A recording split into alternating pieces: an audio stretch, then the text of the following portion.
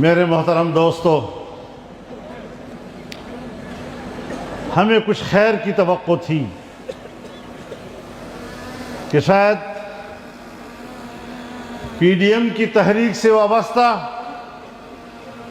مسلم league نون کچھ تو عقل سے کام لے گی۔ آج انہیں ہمارے مساجد کے ائمہ کو 10,000 روپے سے خریدنے کی کوشش کر رہی ہے۔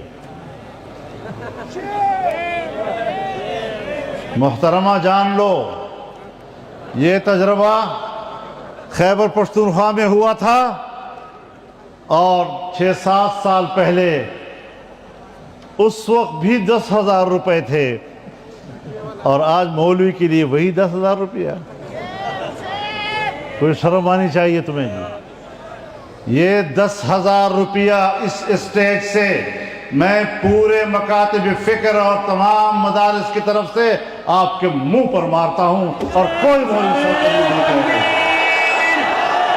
تاج و تخت ختم نبوت، قائد ملت اسلامیہ، نعرہ تکبیر۔ تاج و تخت ختم نبوت، قائد ملت اسلامیہ، نعرہ تکبیر۔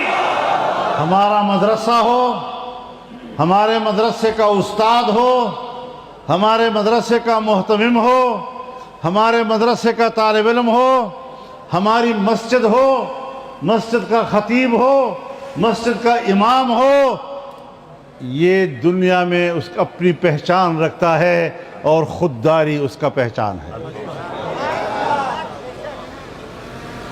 ہماری پہچان یہ ہے کہ ہم نے اس نظام کو اور اس تحریک کو جاری رکھا ہے تو سرکار کی مداخلت اور اس کے پیسے کے بغیر جاری رکھا ہے۔ اور ہم واضح طور پر اعلان کرنا چاہتے ہیں، کہ دینی مدارس میں آپ کی مداخلت کو قبول نہیں کیا جائے گا۔ تم نے تو تاریخ میں دینی علوم کو ذبح کیا ہے۔ انگریز کے زمانے سے لے کر 78 سال تمہارے، یہ سب کے سب دینی علوم اور مدارس کو ذبح کرنے کی تاریخ ہے تمہاری۔ آج بھی ہم اس کو آپ کے حوالے کر دیں، آپ پر اعتماد کر دیں؟ ہمیں آپ پر کوئی اعتماد نہیں۔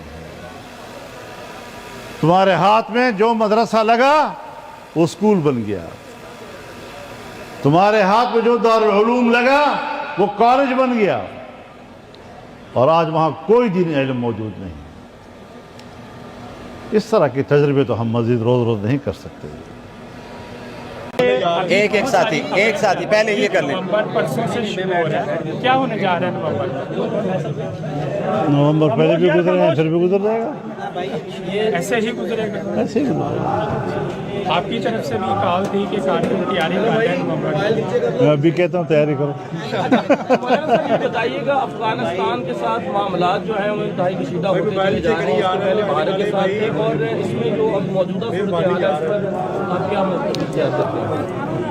ہماری تو رائے یہی ہوگی کہ ہم دو برادر اسلامی پڑوسی ملک ہیں اور 2,600 کلومیٹر کی ایک سرحد ہمارے بیچ میں ہے، یار خاموش یار پلیز۔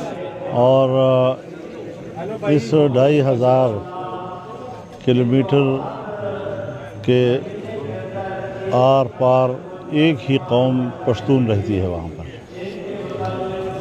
تو ایسی صورتحال میں جب انڈیا سے بھی ہماری دشمنی ہو اور سی پیک کے حوالے سے چین کا بھی